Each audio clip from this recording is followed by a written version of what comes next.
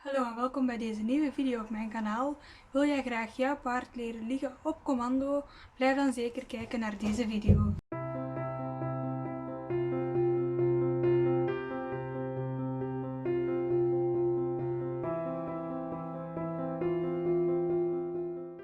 In deze video wil ik jullie graag wat meer uitleg geven hoe dat ik mijn paard heb leren liggen op commando.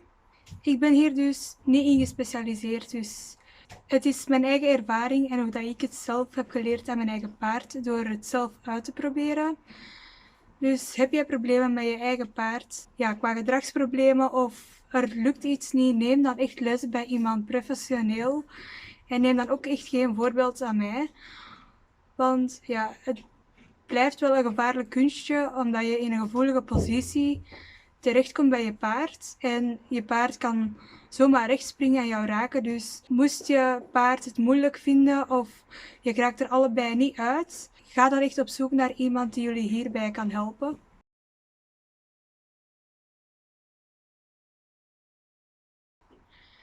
De eerste stap is, je paard moet echt de basis kennen van het grondwerk en daarmee bedoel ik eigenlijk leiden aan een touw. Dus je paard moet eigenlijk mooi meevolgen en stoppen wanneer jij stopt. En echt zo respect hebben voor jouw ruimte. Dat is echt super belangrijk. En je paard moet ook echt respect hebben naar het voer toe. Dat zijn eigenlijk de basisstappen voordat je begint met vrijdressuur. En ook eigenlijk de basisstappen als je echt met zo'n groot kunstje begint. Want als je paard bijvoorbeeld geen respect heeft voor je ruimte, kan dat echt wel gevaarlijk aflopen. Want als je paard ineens wegspringt en je bent in zijn persoonlijke ruimte, eigenlijk in een gevaarlijke positie, kan je paard je zomaar raken. Ook al is dat de bedoeling niet van je paard. Het kan altijd gebeuren, dus je moet echt de basis kennen van het grondwerk.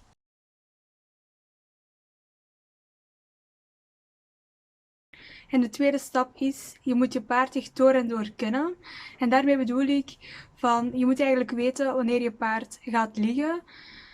En bijvoorbeeld Picasso, die gaat super graag liggen als hij eigenlijk nat is gespoten of echt bezweet is. Dan wil hij keigraag gaan rollen. En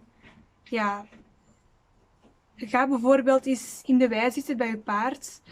En kijk eens goed naar hem, naar zijn gedrag, wat hij allemaal uitvoert. En je leert je paard echt zo kennen.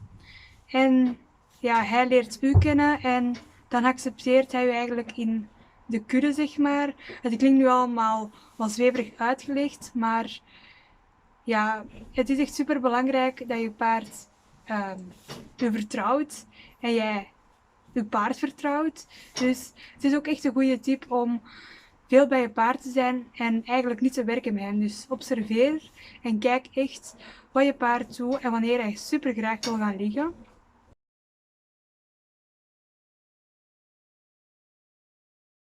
En de derde stap is, wat ik al zei, vertrouwen hebben in je paard. Want stel je paard gaat gaan liggen, dan moet je eigenlijk naar hem toe gaan om hem te belonen. En de meeste paarden kunnen dat echt wel eng vinden, zoals Picasso ook.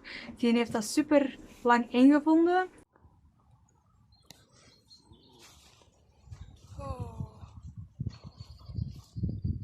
Wat ik dan eigenlijk gedaan heb, is als hij gaat liggen, elke keer een stapje dichterbij. En eenmaal ik bij hem mocht, had ik hem echt heel goed beloond met eten. En zo heb ik dat eigenlijk een beetje stap per stap gedaan. Ik moet wel zeggen, daar zijn echt heel veel weken over gegaan. Ja, want Picasso vond het spannend als ik bij hem neerzat of naar hem toe liep als hij ging rollen. En dan sprong hij eigenlijk direct terecht. Dus dat kan vrij gevaarlijk zijn. Dus let daar echt mee op. Maar je paard moet u dus echt vertrouwen als hij gaat liggen. En spring niet zomaar naar hem toe, zodat hij verschiet, want dan gaat hij dat zeker niet doen. Dus neem echt uw tijd om rustig naar hem toe te lopen. En als het niet de eerste keer lukt, word dan ook niet boos. Dat heeft echt super veel tijd nodig. Het is dus echt gewoon belangrijk om er heel veel geduld voor te hebben. En als hij gaat liggen en je loopt naar hem toe en je ziet dat hij dat accepteert, dan beloon je hem echt super veel met eten. Als je hem beloond hebt, loop dan ook terug achteruit en geef hem ruimte om zijn eigen ding te doen. Bijvoorbeeld Picasso gaat altijd als hij neerligt rollen. Dat gaat denk ik elk paard doen. Dus stap achteruit en geef hem zijn ruimte en laat hem zijn ding doen. Dus laat hem gewoon rollen. En als hij recht staat, ja, laat hem recht staan en beloon hem dan nog eens. Want dan ga je de klik maken van, ah, wacht, ik krijg nog een beloning omdat ik gaan liggen ben. Allee, zo heeft Picasso de klik gemaakt om op commando eigenlijk te gaan liggen. En deze stap heb ik eigenlijk enkele weken herhaald, zelfs maanden denk ik. Want ja, het heeft heel lang geduurd bij Picasso eer dat hij dat toeliet. En eens dat hij het toeliet, ja, gaat het ineens super snel om dat op commando te zetten.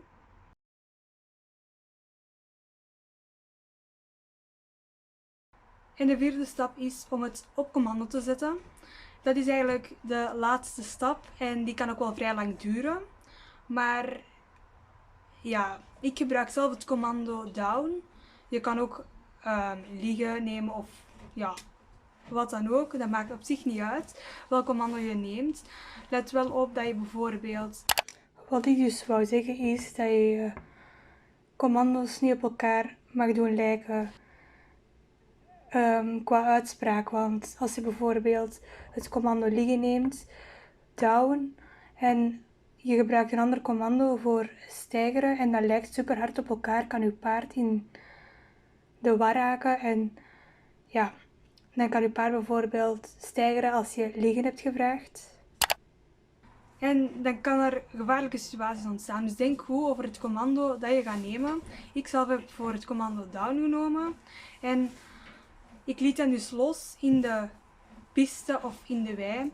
En ja, meestal gaat je paard zo zoeken waar dat hij wilt gaan liggen. En hij gaat dan eigenlijk met zijn neus over de grond. En dan schraapt hij om een goed plekje te zoeken. En dan begin ik eigenlijk al het commando down te zeggen.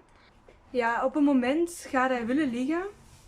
En er komt een moment dat hij gewoon niet meer kan rechtspringen. Dit moment bedoel ik, want hier gaat hij dus neerploffen en dan kan hij eigenlijk niet meer wegspringen. Ja, recht staan, omdat hij op dat moment gaat zakken. Dat moment bedoel ik dus.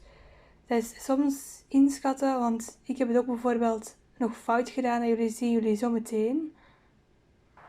En dan beloon ik hem en loop ik dus rustig naar hem toe. Hier is dus het voorbeeldje dat ik bedoel, dat ik net te vroeg was om naar hem toe te lopen. Je ziet hem dus zoeken en ik geef het commando down. En op dit moment, zie, ja, ik was te vroeg. Dus ik geef terug het commando en ik wacht iets langer, zoals hier. Kan hij dus niet meer recht springen. Allee, ja, of toch moeilijk. En dan beloon ik hem. En dan moet je eigenlijk naar hem toe lopen en dan ploft hij eigenlijk neer en dan kun je het, ja, de voorbeloning geven. Dus zo heb ik het eigenlijk gedaan. Ik heb dus eigenlijk, als hij ging zoeken om te liggen, down gezegd. En als hij dat niet direct begrijpt, dan blijf je down zeggen en goed zo, ga maar liggen. Zo dat zeggen. En uiteindelijk hem is ondertussen belonen en dan gaat hij de klik maken van, als ik mijn neus over de grond doe en ik ga zoeken om te liggen, dan krijg ik al een beloning. En zo kun je dat verder uitbreiden, telkens een stapje verder tot hij gaat liggen. En zo heb ik het gedaan. Oké, dat heeft super lang geduurd, maar eens hij het door heeft, dan is het echt een super leuk trucje. En dan kun je dat ook uitbreiden door bijvoorbeeld meerdere kunstjes te vragen. Bijvoorbeeld flemen, kusje, geven tijdens liggen. Je kan hem ook plat laten leren liggen. Of bijvoorbeeld van liggen naar zitten. Dat heb ik nog nooit gedaan bij Picasso. Lijkt me ook wel leuk om te doen met hem. Maar dat zijn toekomstplannen. En ja, zo heb ik eigenlijk het trucje geleerd. En er zijn mega veel manieren om dit te leren. Je kan dit ook uit knielen doen en buigen of zoiets. Ja, ik heb er allemaal zelf geen ervaring mee, dus ik kan dat ook niet uitleggen. Maar ik kan wel een boek aanraden, die van Nalanda. Ik zal die hier ook in beeld zetten. Daar heb ik eigenlijk ook heel veel aan gehad. Maar ja, ik heb het ook naar mijn eigen hand omgezet. Dus ik heb zelf gewoon goed gekeken naar mijn paard en gewoon gedaan wat bij ons past en dat toegepast, als je het wat begrijpt. Dus ja, zo heb ik mijn paard leren liggen. En als jullie nog vragen hebben, laat ze zeker in de reactie achter. En dan wil ik ze gerust beantwoorden. Sorry voor dat gerommel.